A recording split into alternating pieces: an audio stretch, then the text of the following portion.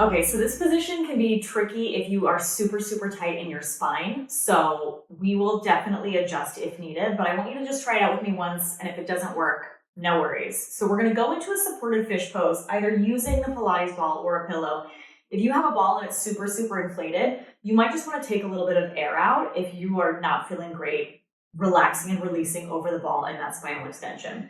The block is gonna be for feedback response on your diaphragm. So block, book, if you don't have either one of those things, anything that's slightly weighted, like, a couple pounds at best. We don't want anything too heavy, but we want something heavy enough that you actually have to work the muscle to get that feedback response. So let's start out in our supported fish pose. The ball is gonna go right behind your heart. So right between your shoulder blades, low enough that your head is going to be on the mat and your neck is not touching the ball, but also high enough that it's not lifting into the back of your waistline. It's keeping you open through your chest so that you can lengthen across the front of the shoulders and get a little more upper expansion in your thoracic outlet.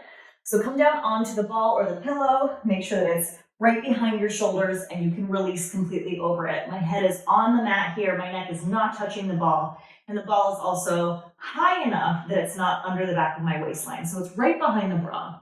So you have two options here. Feet can be bent. If you have a tight lower back, I highly recommend this option. You can also extend your legs if your low back starts to give you feedback here, or if you feel any tingling, tightness, pressure, pain, numbness. That's a really great indicator to just go ahead and bend those knees and come back.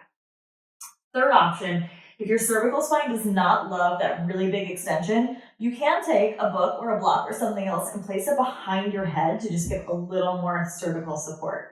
So once you are here in a position that you have found that works best for you, you're going to take that block or that book or whatever it is that you have and just place it right on the upper half of your belly. So I want you to think that space between your lower ribs and your belly button, that's where we want that block. And then we're just going to do some deep breathing here. It's a super awkward position. Your breathing is probably going to feel restricted, but we're going to learn about your breathing patterns by breathing here. So just relax, release, try to turn off your upper body as best you can. Take a couple of deep breaths and just allow yourself to melt into the floor and melt over that ball. So really big belly inhale here. And then exhale. And just go ahead and do that a couple more times at your own pace.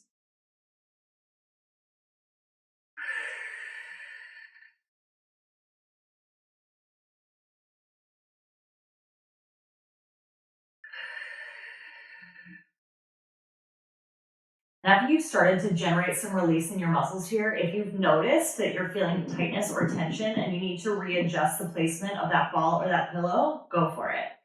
So once you've taken those deep releasing breaths, you've got that weight of the block or the book or whatever is on top of you, and we're going to use that weight for feedback response. So what I mean by that is when you breathe, we're directing our breath into that weight on top of the diaphragm. So take a really big inhale here, and I want you to imagine your diaphragm and your upper belly attachments pushing the block up to the ceiling. So you're really working to get the breath into the upper half of your abdomen rather than the lower half. So big breath here into the block. And then as you exhale and try to pull all of your body away from the block. So active exhale, drawing in. Do that again. Big belly inhale into the block. And then actively pull away on the exhale. And then we're going to do that exact same thing, just moving the block down to your lower belly. So take it and shift it down so that it's belly button and below, and resting on that space, that's that lower belly area right between your frontal hip points, where generally we tend to expand more when we're taking that deeper breath. And we're just going to do the same thing, exactly the same, with the block in this new position. So find that relaxed, released position over the ball, and then just take a nice big breath to reset. And then let's do it. So big belly inhale. This time you're trying to use your lower belly to push the block up to the ceiling. So press up with the inhale. And then draw down from the exhale. Same thing one more time. Press up into the block for your inhale. And then press down for the exhale.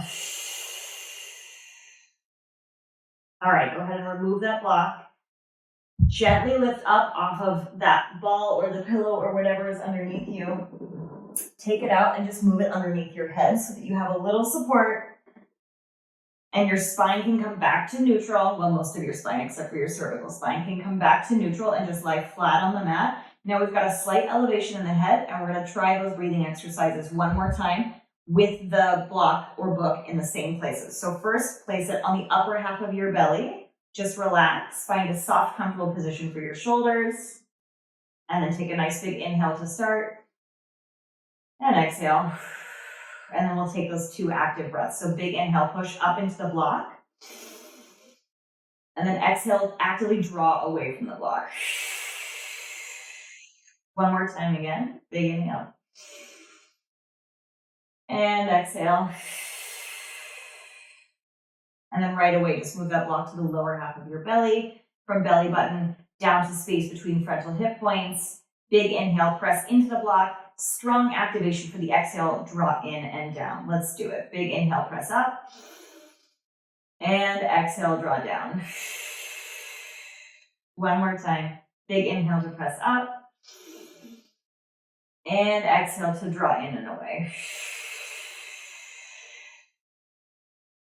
All right, go ahead and get rid of that head support.